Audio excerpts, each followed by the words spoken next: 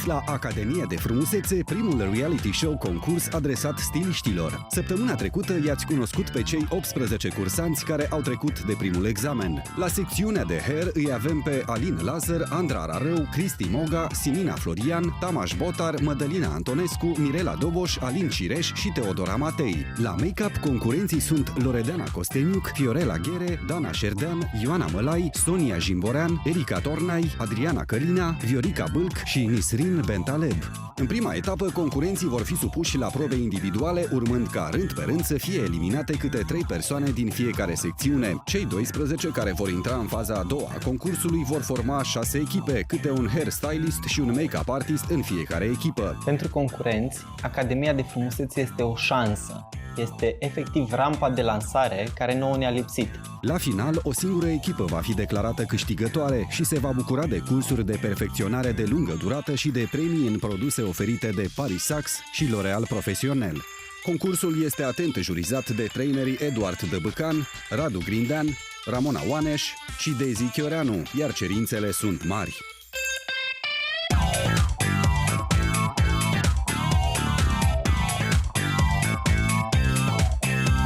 Nici unul dintre voi nu v-ați făcut diagnostic. Poți să vii cam în 15 minute să-mi fii model. Să înțeleg că noi n-am fost suficienți de stricți în momentul în care am impus tema. Învârte, învârte, învârte. Iau acasă și joacă pe piansou. Nu am crezut că o să coafez fără concentrator pe uscător. După ceasul nostru mai aveți 3 minute. Trebuie stabilit de la bun început ceea ce vrei să faci. Chiar ați venit pregătiți? Da. Unii dintre voi.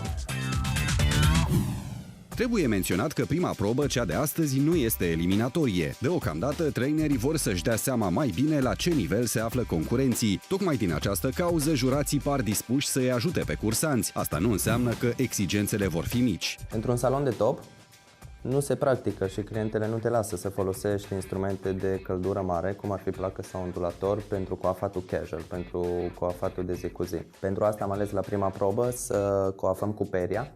O să vă rog să fiți atenți la alegerea secțiunilor, la tensionarea prea mare a periei, la rulatul periei pe păr. De obicei se încălcește dacă nu e rulată corect. Important e să aveți grijă la alegerea produselor. Dacă alegeți o spumă prea tare, s-ar putea să nu puteți să rulați peria. Dacă alegeți o cremă, s-ar putea să nu aveți suficientă susținere. Așa că aveți foarte mare grijă. O să intervenim să vă ajutăm de câte ori e nevoie. Sper să faceți o treabă bună. În 30 de minute ar trebui să fie gata.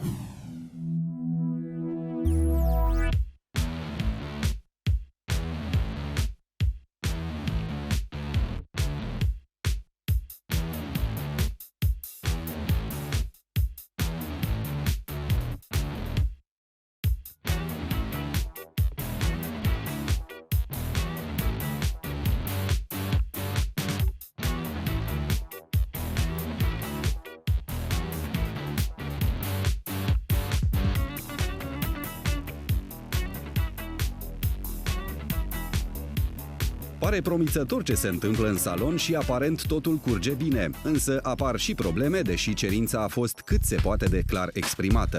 Am înțeles că avem o problemă. N-ai ales produsul corespunzător sau ce s-a întâmplat? Nu am știut că se fac bucăți din perie, am crezut că se dă proba din coc și atunci mi-am pregătit părul pentru coc. Ai înțeles tu de la noi că se face coc sau... Nu mi s-a spus că se face coc, dar eu nu am auzit înainte, cel puțin nu am auzit înainte de a spăla că se fac bucăți din perie. Știu că îți place partea creativă și vrei să faci cocul Da. și ești foarte entuziasmată de lucrul ăsta, dar necesită foarte multă atenție, mai ales când asculți clienta, să vezi cu adevărat ceea ce își dorește. Crezând că se dă proba din cocuri aranjaturi pentru evenimente, după spălarea părului am preparat părul, să zic așa, cu spuma de păr. Punându-și spuma, peria de păr nu patina pe firul de păr, pe șuvița de păr. Cu alte cuvinte, juriul a spus una, Simina a înțeles alta și intervenția trainerilor este absolut necesară. În momentul în care începi să faci buclă, du-te cu peria și trebuie să vii să încerci. Primul lucru, trebuie să rotești vârful. Vârful trebuie să fie ondulat, după care să vii să rotești tot pe perie și să strângi, că altfel n-ai suficientă lejeritate. Ce încerci tu să faci în secțiune până când iese din salon. Cantitatea de păr e mult prea mare și trebuie să-i dai efectiv în rotație. După ce modelezi părul pe forma periei, după ce îl înfierbânți, urmează partea de fixare, în care trebuie să-l răcești. Ai mai multe variante. Poți să-l fixezi cu aerul rece de la uscător, poți să prinzi bucla într-un melcișor cu o agrafă sau un clips metalic să se răcească treptat, sau poți să lași peria în păr. De-abia în momentul în care ai o ondulație pe vârful periei, vii și rotești tot părul încet și dai aer cald ca să modeleze. Și pe urmă, exact cum îți spunea Radu, ai varianta să dai aer rece sau să lași efectiv peria să se răcească odată cu părul. Ai două variante. Varianta 1, tragi mai tare de fion și de perie și te chinui puțin. De ieșit ai șanse să iasă. Sau o șamponezi și recuperezi timpul pe care l-ai pierdut. O șamponez. Ok. Ai grijă să te încadrezi în timp. Nu o șamponez. Ok.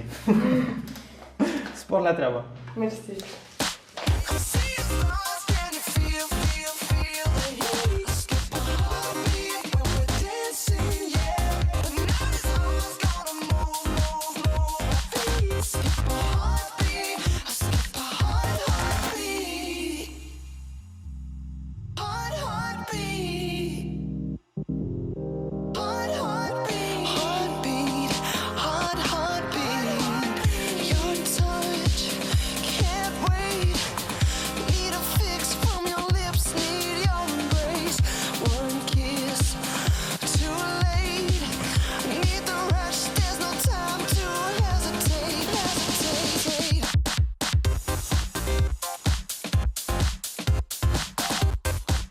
Cu toată intervenția trainerilor, Simina este evident în întârziere și pentru asta trebuie găsită o soluție. Opriți un pic uscătoarele. Avem o situație. Simina a pus un produs greșit în păr. Nu știu dacă a vrut să se ajute sau să se încurce. Ideea e că a reușit să-și creeze un dezavantaj. Avem o provocare pentru voi. Cine va termina primul are posibilitatea să o ajute pe Simina la coafat. Noi practicăm coafatul doi în salon pentru a termina mai repede și vom ține cont de asta pe viitor.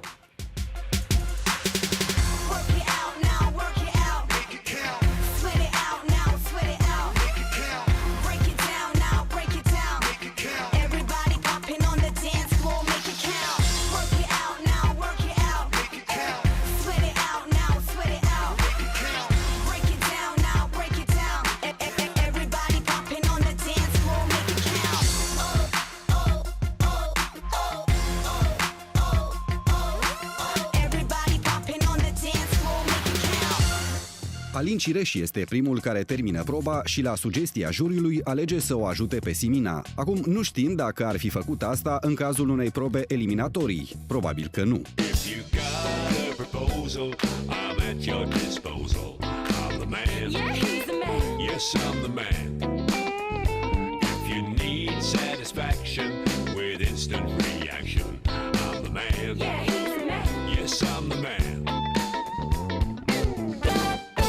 M-a făcut să mă simt bine faptul că am fost ajutată și le-am și mulțumit. Și m-am simțit că fac parte din echipă. Asta e și ideea, Simina, să faci parte din echipă, o echipă care a trecut testul solidarității, dar care a picat un alt test. Nici unul dintre voi nu v-ați făcut diagnostic. Chiar dacă sunt modele, chiar dacă suntem la concurs, trebuie să faceți un diagnostic, să știți pe ce păr lucrați și de ce produse aveți nevoie. O simplă poveste în fața oglinzii cu clienta vă poate scuti de jumătate de oră de muncă în plus. Sau să evitați situația în care a fost și Simina să fie nevoie să mai limpezească părul sau să schimbe produsul din păr. Un minut, relaxat și ajunge. Ziua de astăzi n-a fost o întâmplare. V-ați adus modelele, v-ați pregătit, dar nu ați știut pentru ce. E la fel ca și în salon. Niciodată nu-ți alegi clienta care intră pe ușă. Trebuie să fiți pregătiți, pentru că acest concurs va avea și o mică doză de hazard. Alin, părul tău mult prea lung și mult prea greu. Dacă știam dinainte, era mult mai simplu, dar m-am descurcat. Eu zic că m-am descurcat. A fost destul de bine. Simina, părul tău fiind blond, destul de fin și destul de uscat, a fost cea mai mare provocare pe lângă faptul că ți-ai greșit produsul. Cristi, fără să știi, ai avut un mic avantaj. Părul tău te-a ajutat cel mai mult pentru că a avut și textură naturală și e exact ce trebuie pentru coafatul cu peria.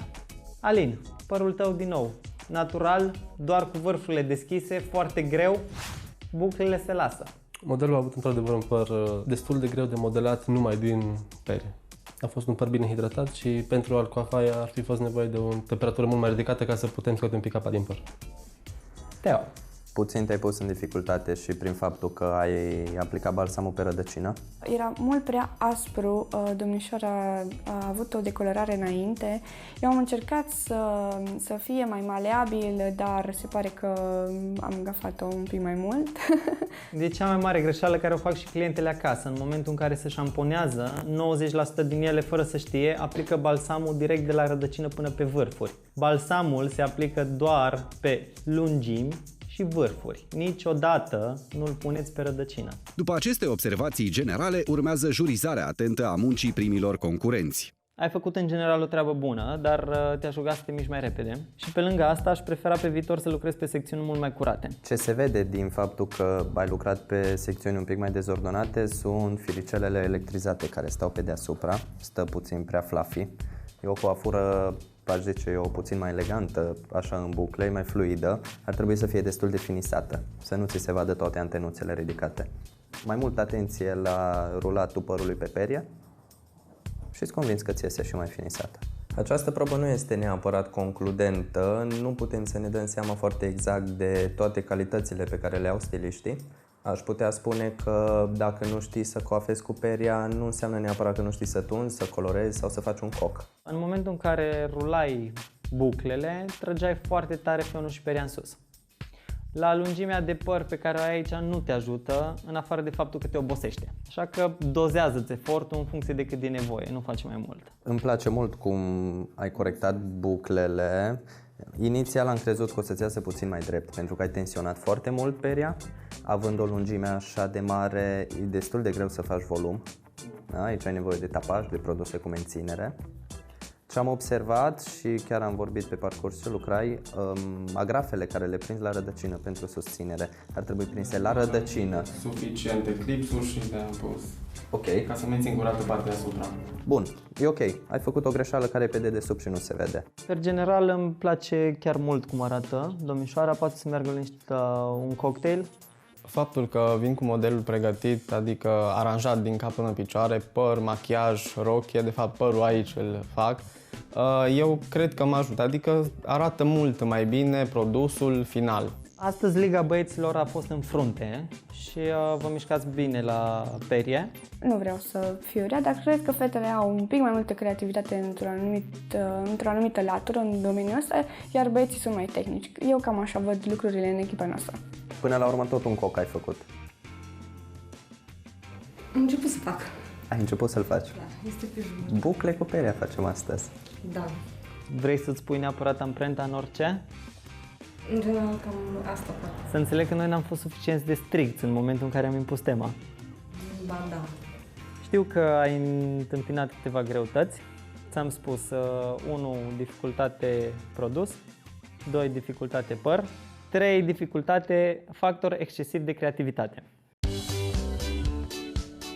S-ar sugera să temperezi puțin și mai ales că suntem în concurs, să încerci să te adaptezi cât mai bine temei. Apreciez că ești creativă, dar câteodată creativitatea peste măsură poate să fie un dezavantaj. Sâmbătă dimineața, când ai o mireasă, poți să explodezi în creativitate.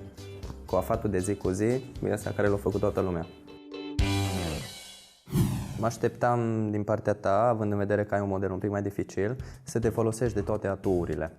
Să-ți prinzi șuvița imediat după ce ai coafat-o, să nu o lași să se răcească întinsă, pentru că nu se mai ondulează la fel, să-ți folosești produse puternice de susținere, să folosești mult aer rece, să-ți fixezi coafura. Pentru un shooting, de exemplu, ai fi făcut o treabă foarte bună. Pentru o clientă, ca să iasă pe stradă să-i reziste coafura și a doua zi, o să te rog să folosești pe viitor tipsurile lui Radu. Mulți dintre concurenții care i-am avut astăzi încă nu s-au bătut de un coafat cu peria, bucle. Aș putea spune că doar în saloanele în care se pretinde o anumită calitate și în care clientele sunt destul de educate încât să ceară calitatea părului, acolo se practică doar coafat din perie, fără plăci și ondulatoare. Nu am crezut că o să coafezi fără concentrator pe uscător. Nu există uscător profesional care să-l folosești fără concentrator la coafat. Deci, da. Da, și din partea mea un feedback, să ai foarte mare grijă la perie. În momentul în care faci bucle, trebuie să rotești peria în permanență. Vârful trebuie să fie rotund, rotund, rotund. Unele vârfuri, dacă ne uităm, încă sunt drepte. Ai început să le rotești pe perie înainte să lucrezi suficient vârful. În momentul în care faci buclele cu peria, trebuie să te asiguri că vârful e perfect rotund, după care poți să treci mai departe. Uscat din perie. Deci când am auzit, am zis ok, bun, să fie greu pentru mine și într-adevăr a fost. Temperatura prea mică. Când vrei să modelezi un păr, ai nevoie să-l încălzești. În momentul în care îl răcești într-o formă, își ia forma de buclă. Atenție, trebuie să fie o diferență între temperatura de modelare și temperatura de fixare. Pot să spun că am învățat niște lucruri în plus, deci nu am nimic de pierdut. Ne bucurăm dacă e așa, tocmai asta e ideea concursului, care acum continuă cu prima grupă de make-up. Aveți la dispoziție o oră să realizați un machiaj simplu, spun eu, dar de bază. Așa că începem cu machiajul de zi. Deci țineți cont de temă, pentru că am văzut că aveți pe masă foarte multe lucruri de care nu veți avea nevoie la acest tip de machiaj. Tema este clară, cerința de asemenea, așa că spor la treabă, fetelor!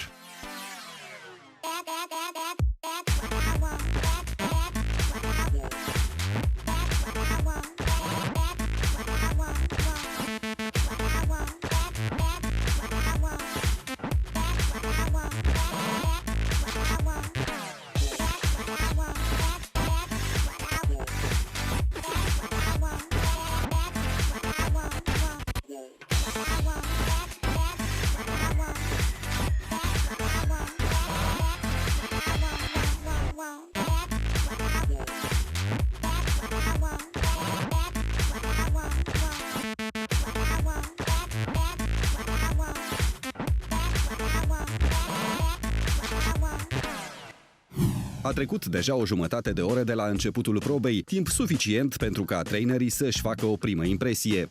Pentru machiajul ochilor am ales niște culori naturale, cum este un machiaj de zi, fără să fie sidefate, un crem cu maro, totuși cu culoarea închisă să scot un pic în evidență ochii, nu foarte tare.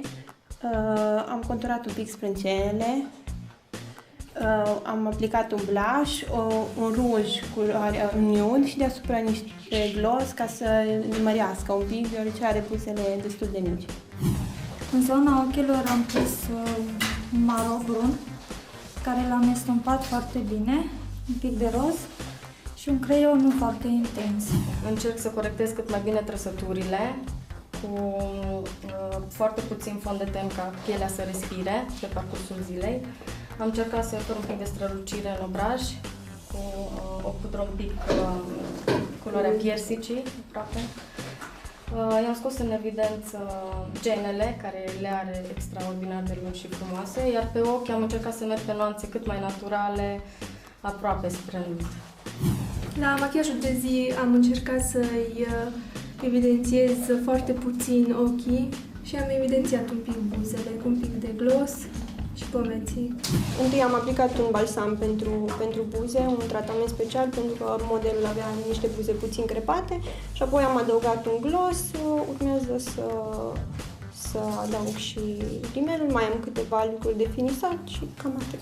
Din spusele fetelor, proba nu este una foarte dificilă, însă trainerii nu și-au spus prea mult părerea. Asta urmează la final, după ce machiajele vor fi gata.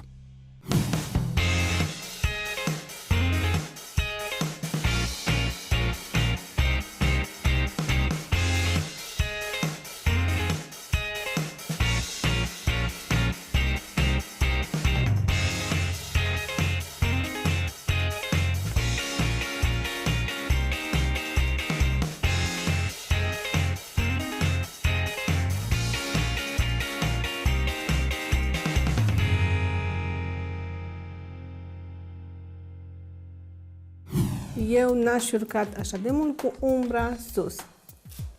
Partea din colț extern care urcă spre arcadă. Am iluminat un pic sub arcadă, dar nu foarte tare.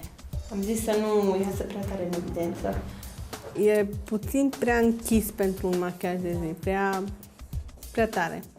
Am avut mici probleme la sprâncene, spun eu. Nu au fost suficient conturate și forma n-a fost destul de bună de la bun început și tocmai că am insistat pe forma ei naturală. La machiaj culorile au fost mult prea puternice și a fost umbra mult prea stridentă. Ochii mi se par puțin cam prea accentuați. Puteai să-i lași puțin mai natural, puteai să nu concentrezi chiar atât de mult acel gri brun pe ochi. Și din câte văd eu, nici egal nu sunt. Partea dreaptă e un pic mai ridicată umbra. A avut negru concentrat foarte mult la ochi, ceea ce s-a transformat într-un machiaj de seară în un machiaj de zi. La sprâncene, să-mi spui, te rog, ce ai vrut să faci cu ele? I-am corectat puțin sprâncenele, le-am creionat, le-am pieptănat, i-am corectat golurile. Cu o culoare mai deschisă decât cea naturală a sprâncenelor ei. În funcție de ce se alege culoarea la sprâncene? În funcție de ten, de păr, de ochi. De culoarea părului.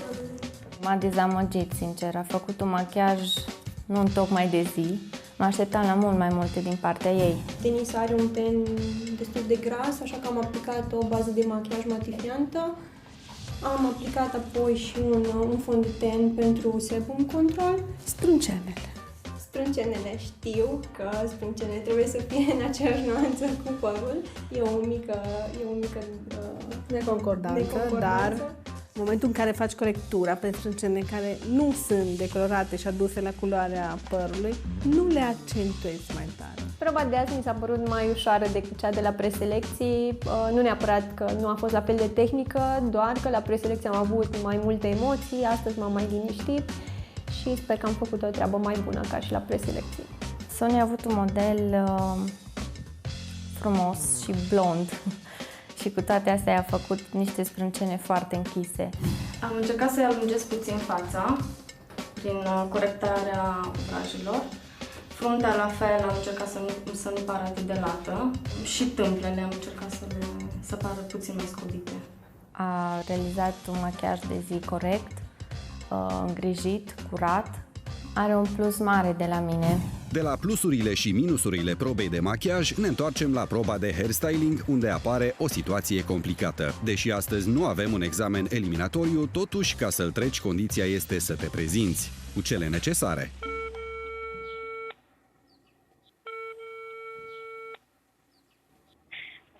Alo, Lavinia, salut, sunt Mădă, ce faci? Salut! Da bine, uite, dorm, tu? Ești în Cluj? Da. Aș avea o mare rugăminte la tine. Nu poți să vii cam în 15 minute să-mi fii model? Numai pentru să te spăl și pentru aranjat cu bucle. Eu nu pot, dragă, că de la 2 mă duc la lucru.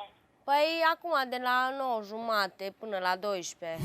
Nu, ai de capul meu. Hai, te rog frumos. Eu așa seara am făcut baie. Oi. N-am cum, tu, dragă, că trebuie să-mi fac și bagajul de la bine. No, mersi și eu, papa. Mădălina, ce facem cu tine? Am înțeles că n-ai model. Și cum putem rezolva problema? Cum doriți? Una dintre caracteristicile de bază ale unui hairstylist e creativitatea. Hai să vedem cât de creativă poți să fii și ce poți să faci ca să ai model. E o variantă, într-adevăr, model hunting-ul e o variantă, dar nu avem timp. Și încă nu ești suficient de pregătită să faci asta. Aș putea să fac un model după ce termină ei? Sau este prea târziu? Modelul cui? Cine îl oferă? Cine e de acord? După ceasul nostru mai aveți 3 minute. Ce faceți când aveți programări făcute la fix? Neatenția se plătește. Chiar ați venit pregătiți? Da. Unii dintre voi. Învârte. Iau acasă și joacă pe consol. Trebuie stabilit de la bun început ceea ce vrei să faci. Rezultatul final, nu.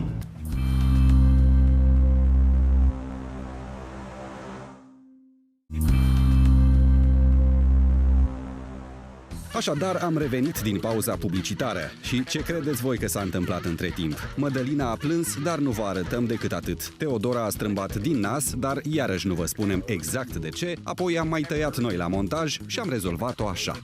Oricine poate fi situația ta și sunt dispusă chiar eu, dacă vrei să practici pe mine sau chiar modelul meu este dispus. Toată lumea e de acord cu decizia?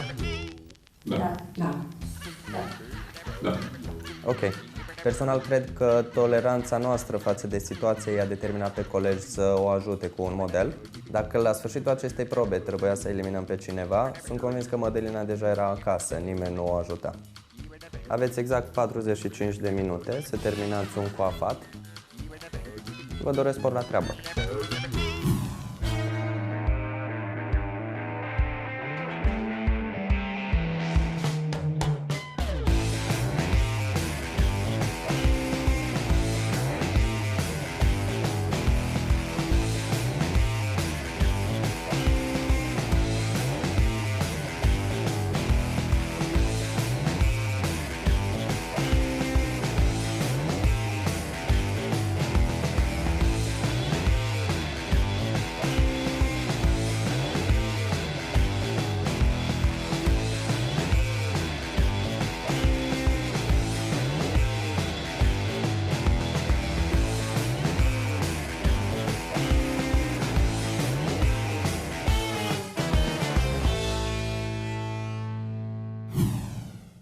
Ți se vede aici un pic.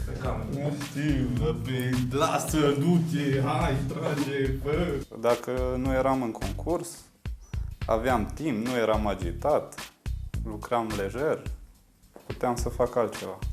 Tomi, după tine ședem. Venit valul de agitație spre final, mai avem 2 minute, deja nu mai știam ce să fac cu părul, ban colo, ban coace. Dă din mulțime mai repede. 5, 4, 3, 2, 1. Lasă fixativul jos. Gata. Ce faceți când aveți programări făcute la fix?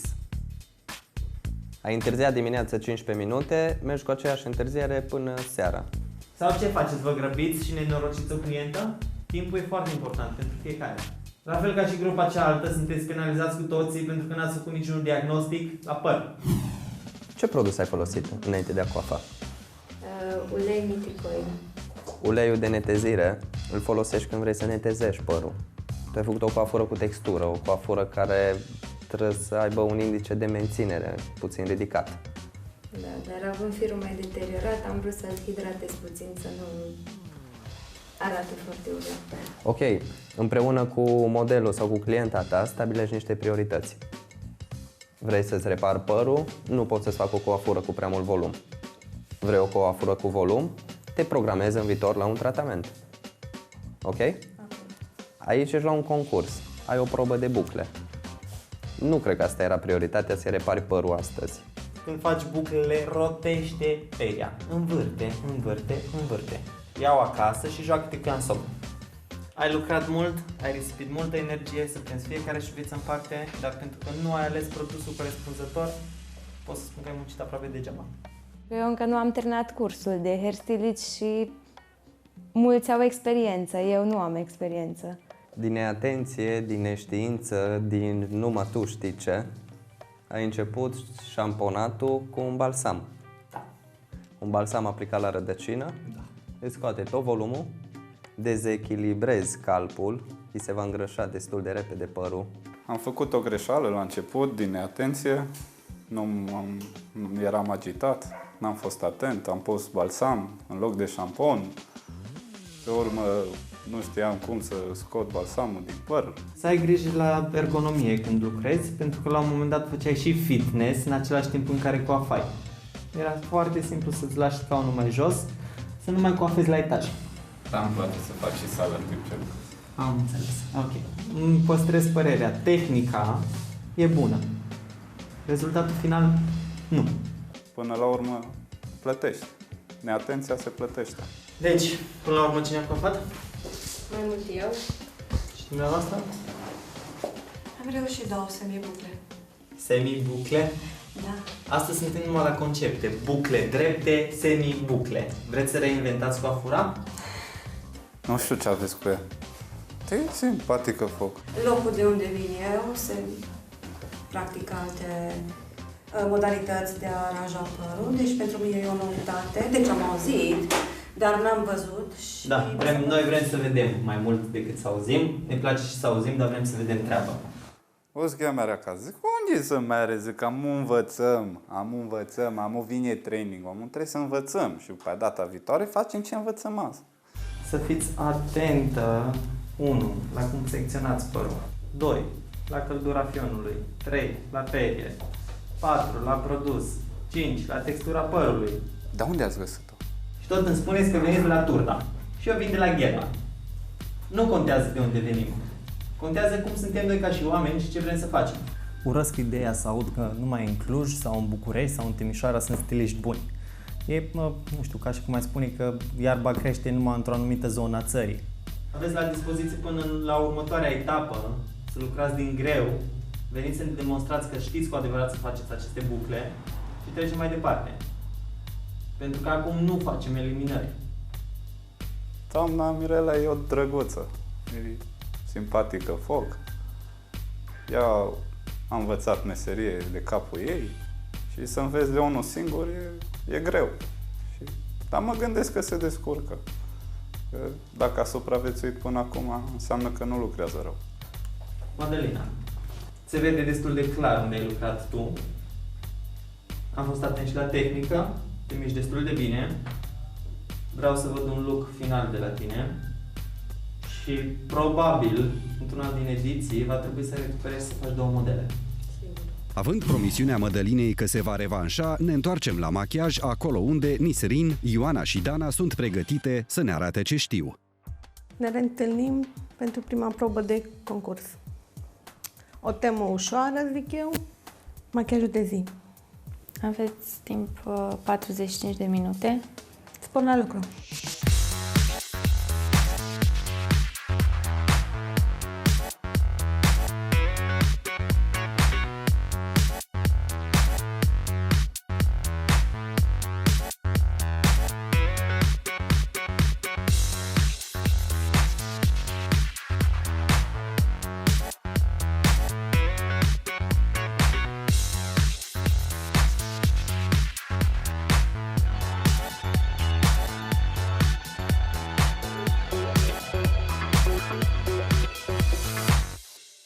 Cele 45 de minute trec repede, iar fetele par să-și fi terminat treaba. Cât de bine s-au descurcat, ne spun Romana și Daisy. Suprapui foarte mult. Înseamnă că nu ești decisă de la bun început unde trebuie să ajungi. Trebuie stabilit de la bun început ceea ce vrei să faci. Te-am văzut de câteva ori cu pensula cu violet la ochi. Încep să caut violetul și e aproape insesizabil. Ai pete. Trebuie să fie uniform și întins corect. Dacă faci cu pensula doar pe porțiunea asta și aici faci cu buretele, ce o să iasă? Trebuie să te descurci în orice situație. Ți-o pica pensula, ok, faci cu buretele, încerci să le stompezi. Ioana Mălai a avut un machiaj ok pe ansamblu. Lasă de dorit modul în care aplică baza, deoarece tenul nu era complet acoperit. Iar normele de igienă, din păcate, nu sunt cunoscute întru totul. Pensula aruncată pe jos a ajuns din nou pe fața modelului, ceea ce este inacceptabil. E un pic palid modelul tău. Trebuie să pui un pic mai mult blush, o idee ca să fie mai aspectul să fie ușor. Modelul are ten foarte, foarte deschis și am încercat să ales culoare mai cât de cât naturale și că e vara, atunci nu trebuie fața încărcată cu foarte multe culorile și model ca caractere, finuță și soft și place culorile, l-am întrebat înainte ce îl place și mi se pare că arată foarte bine. Ce nu-mi place e că aplici fondul de ten după ce ai machiat ochii. Model, a fost mulțumită cu make-up și eu și juriul cred că nu a fost mulțumit cu ce am făcut, numai partea de fond de ten care l-am aplicat după ce am terminat ochii, make-up de ochii. Nisrin e ceva mai aparte, deoarece nu a urmat cursuri, e pură pasiune și din păcate informațiile n-au ajuns corect la ea, dar sunt mici minusuri pe care până la urmă se pot îndrepta pe parcurs. În rest, tema dată a fost respectată și de ea. Și la final machiajul a fost destul de reușit, zic eu. Romana, apreciem toleranța și diplomația, dar credem că ele vor dispărea pe parcurs. De urmărit asta. A mai rămas acum de jurizat machiajul Danei. Cu sprâncenele. Le-ai conturat sau le-ai făcut ceva sau nimic? În funcție de ce alegi culoarea la sprâncene? Păi în funcție de păr. De nuanța părului. Ce nuanță are la păr? Nuanța părului e super deschisă.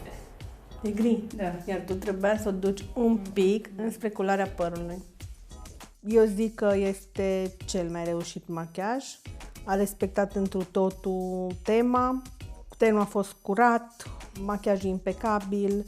Aprecierea jurului mă face să cred că o să rămân cât mai mult în concurs, poate chiar până în finală. Singurul lucru care să zic că aș putea să o depunctez sunt sprâncenele care nu erau în concordanță ca și culoare cu culoarea părului. În urma celor două probe de astăzi, trainerii și-au făcut o primă impresie despre nivelul concurenților. Exigențele vor crește pe parcurs, mai ales că de săptămâna viitoare încep eliminările. Acum e momentul primului training pe care îl fac jurații. Ei oferă informații și cer în schimb seriozitate, dacă se poate. Chiar ați venit pregătiți? Da. Unii dintre voi. Tu pe ce scrii? Foi. Ia, du-te cumpără-ți o agenda. Sunt informații acumulate de-a lungul anilor, după experiențe și după cursuri care chiar au costat mult. Un astfel de curs poate fi în jur de 300-400 de euro. Îmi pare rău, eu astăzi am să plec. Nu a fost o lipsă de respect față de traineri. Am fost eu doar puțin neglijent. Eu pot să zic că am venit pregătită cu agenda. Recomand la toată lumea să aveți un caiet în care să vă țineți informațiile. Probabil astăzi și mâine o să le țineți minte. Dacă vă pierdeți foaia, s-a terminat cu informația. Dacă stau bine să mă gândesc, doar doi aveau agenda, în rest ceilalți toți erau cu foi. Materia pe care lucrăm în fiecare zi se numește păr. Cine mă ajută un pic să-mi spună părțile principale ale părului? Te rog? Cuticula, cortex și medulă. Super. Ce știți despre cuticula?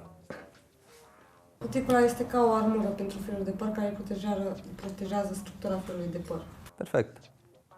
După părerea mea, cuticula este cel mai subțire strat și cel mai important. Asigură integritatea firului de păr. Cuticula, odată distrusă, duce la deteriorarea permanentă a părului. Câte straturi de cuticulă avem pe păr? În funcție de grăsimea firului de păr, de la 5 straturi până la 12. La ce credeți că ne ajută informația asta? Să știm să lucrăm cu oxidanții. Pentru aranjat, ce tip de produs folosim. Ok, culoare, aranjat, altceva? Pregătirea părului înainte de coafat. Ce este foarte important la un păr fin, de obicei, produsele chimice acționează mai repede. Un exemplu, un oxidant de 6% deschide 2 tonuri în general. Cam asta e informația care o primiți de la producători. Pe un păr fin se poate să deschidă până la 3 tonuri, pe un păr gros se poate să deschidă un singur ton. Ok? Ca să lucească un păr, ca să aibă strălucire, cuticulele trebuie să fie sigilate. Acest lucru este influențat de pH-ul părului. Care ar trebui să fie pH-ul normal al părului? Zi, Cristi. Între 4,5 și 5,5. Ok, ce pH e ăsta? Normal. Un pH acid. Acid. Amoniacul duce pH-ul până la 12. Un pH super mare, super alcalin. Asta face să se deschidă tot părul, să poată pătrunde vopseaua în cortex. Atunci când spălați și tratați părul după un vopsit, folosiți niște produse tehnice cu un pH foarte acid care închid înapoi cuticula. Acest lucru nu îl pot face clientele acasă. După ce îți cumperi o vopsea din magazin și te vopsești, normal că te speli cu șamponul care l-ai în baie. Șamponul care l-ai în baie nu e făcut pentru a fixa culoarea, pentru a închide cuticula. Ăsta e unul din motivele pentru care nu țin culorile acasă. Ar trebui să înțelegeți că atunci când vă vopsiți părul acasă, voi practic nu terminați procesul chimic. Este un procedeu întreg în a pregăti părul, a-l colora și a-l reduce la pH-ul normal. Pe vremuri se folosea oțetul. Oțetul are un pH super acid, dă strălucire foarte multă, din cauza că sigilează bine cuticula. Ok? Cortexul este cel mai important strat al firului de păr. Din ce credeți că este făcut cortexul? Te rog. Din apă și alte substanțe chimice. Știu că 85% este apă. Nu? Sau rețeam greșite. Între 10 și 15% este apă în păr. Știam așa anumite informații generale, dar nu atât de detaliat. Cea mai mare parte este keratină. Keratina este o proteină moartă. Din keratină este făcut părul și unghiile. Un fir de păr studiat la microscop arată în felul ăsta. Aceste spirale se numesc lanțuri de polipeptide. M-am vrut să întreb la un moment dat, bun, ce ai spus, repetă, dar bine. Aceste lanțuri de polipeptide sunt legate între ele prin două tipuri de legături. Avem niște legături temporare și niște legături permanente. Știe cineva ceva despre ele? Trecem peste. Zi, Alin. Legăturile temporare se rup în contactul cu apa, da, și se refac prin uscare. Ok, și la ce ne interesează asta? La coafat. La coafat. Proba care ați avut-o pentru bucle din perie au fost exact aceste legături temporare rupte în momentul în care l-ați sudat și sudate pe forma periei. Pentru asta am coafat un păr ud, l-am uscat rotund și a rămas așa. Până când ține așa? Până la următoarea. Până când îl udăm din nou. Ok? Mai avem și legăturile permanente. Sunt legături disulfide. Niște legături de sulf. Eu înțeleg că el e foarte, foarte pasionat de domeniul ăsta de chimie și atunci e normal să fie atât de tehnic, mai ales în domeniul de vopsit și în ceea ce m-am prea complicat cu ceea ce. Aceste legături permanente ne dau nouă forma naturală a părului, dacă avem păr drept sau păr creț. Aceste legături permanente întotdeauna vor trage invers față de cum l-ați uscat. De aceea o clientă creață pe care ați întins-o, când dă de umezeală, legăturile permanente își fac treaba și trag înapoi să formeze o buclă. Ok? Atunci când aplicăm produse chimice care modifică culoarea, spuneam că au un pH acid care deschid cuticula, produsul intră înăuntru un cortex și acolo oxidantul și amoniacul împreună oxidează pigmentul natural al părului, practic arde pigmentul care este înăuntru un cortex și îl înlocuiește cu pigmentul artificial care se află în tubul de vopsea. Ok? Așa se explică procesul de colorare chimic. Există și procese de colorare la suprafața părului, așa numitele nuanțatoare, care nu se folosesc cu oxidanți. Sunt doar spray-uri colorate, creme colorate, prafuri colorate. Aceste culori învelesc firul de păr și ies după câteva spălări. Bun? Super, ne înțelegem. Vă rog dacă aveți întrebări despre firul de păr.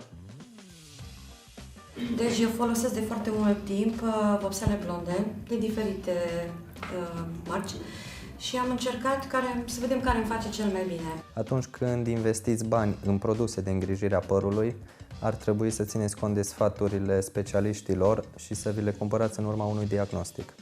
Începe foarte abundent să-mi cadă, mi se usucă foarte tare, deși folosesc produse și de hidratare și nu mai știu ce să mai încerc să-i fac. Ok, aici poate fi o problemă internă, nu e neapărat din cauza vopselei. Dacă ai o lipsă de magneziu sau de B-uri în sânge, îți va cădea părul cu toate tratamentele din lume. Căderea părului poate surveni în urma spălării incorrecte. În cazul în care faceți un masaj superficial la suprafață, nu stimulați elastina din piele și foarte normal să ducă la subțiere și la căderea părului. Ținând cont de faptul că în legăturile temporale există sare, cum influențează sarea de mare structura părului? Ok, în prima fază influențează culoarea și am să explic cum. Aerul conține oxigen, ok? Mediul este puțin mai umed lângă mare. Asta înseamnă că este multă apă în aer. Oxigenul împreună cu apă formează apă oxigenată sau peroxid de hidrogen. Peroxidul ăsta de hidrogen practic este substanța care o conține oxidantul în concentrații de 3%, de 6, de 9 sau de 12. Practic atunci când stai la soare pe litoral, ți se decolorează părul natural, este asemănător cu o decolorare indusă. În ce privește textura părului, apa oxigenată împreună cu căldura de la soare ridică destul de mult pH-ul. Ridicând pH-ul, cuticula este deschisă și părul devine aspru și tern. Aici se modifică textura. În principiu există produse care se folosesc vara, tocmai cu caracteristicile de pH scăzut, care să țină cuticula închisă, și filtru UV, împotriva fotodegradării. Ok? Vă rog alte întrebări dacă mai aveți. Există răspuns la orice. Așadar, dacă există răspuns la orice, avem de-a face cu o știință exactă. Și exact peste o săptămână, la aceeași oră, vă așteptăm la următoarea probă, eliminatorie de data aceasta.